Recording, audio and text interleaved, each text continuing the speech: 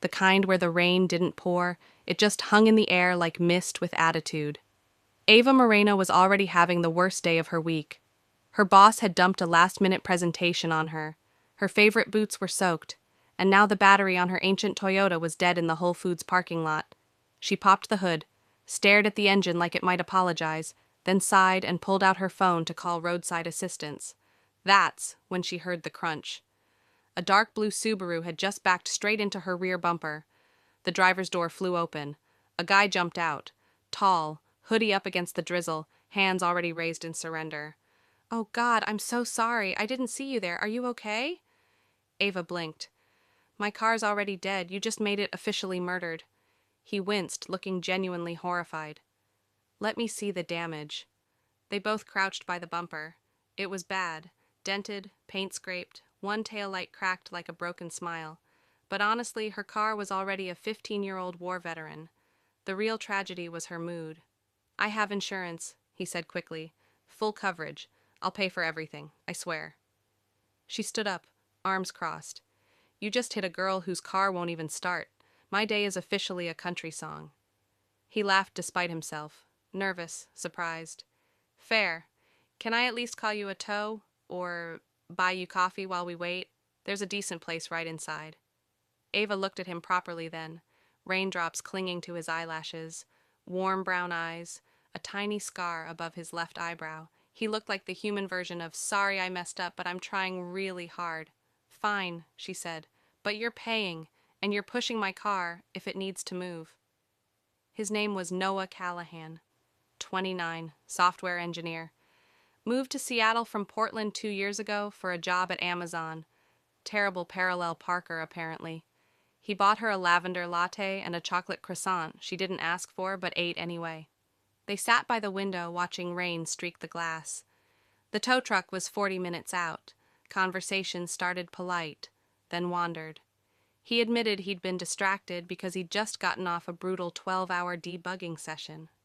She told him about the presentation she was definitely going to bomb tomorrow.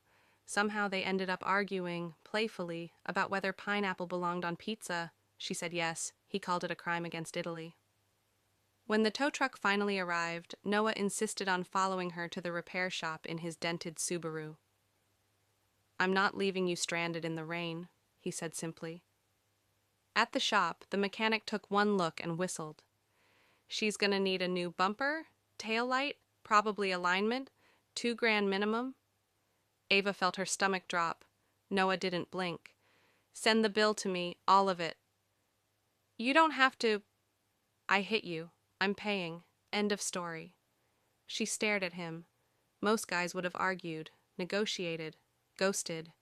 He just stood there getting soaked, looking earnest. After the paperwork, he drove her home. The whole ride they were quiet, but not uncomfortable quiet. When they pulled up to her apartment building, she turned to him. "Thank you, seriously. Most people would have just exchanged info and vanished." He shrugged.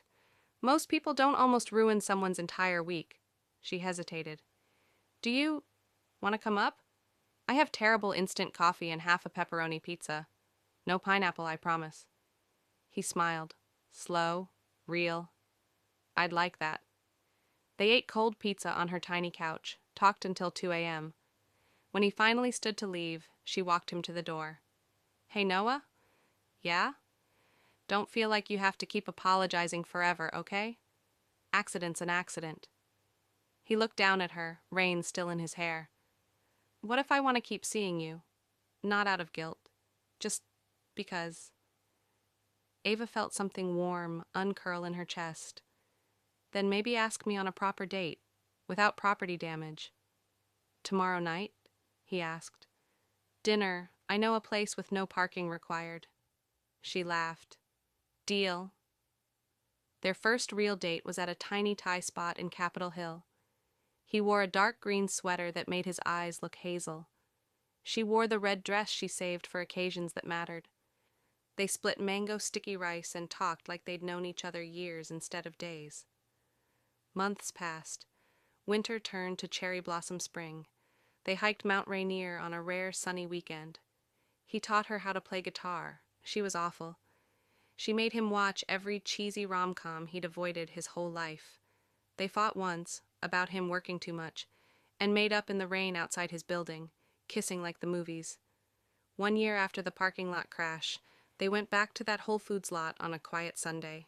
Same time of day, same misty rain. Noah pulled out a small velvet box.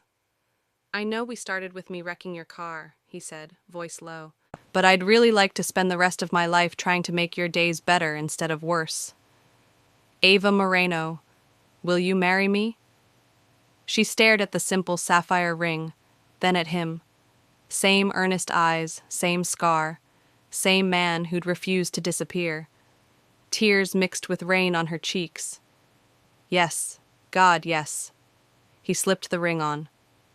They kissed right there between the parking spaces, her arms around his neck, his hands steady on her waist. A lady walking her dog slowed down and clapped. Someone in a Prius honked happily. A year later, they got married on a bluff overlooking Puget Sound. No fancy venue, just wildflowers, close friends, and a playlist they'd made together. When they cut the cake, she smeared a little frosting on his nose. "Payback for the bumper," she whispered. He laughed and kissed her anyway. Sometimes when they drive past that Whole Foods, one of them will nudge the other. "Remember when you ruined my car?" And the other always smiles. "Best bad parking job of my life."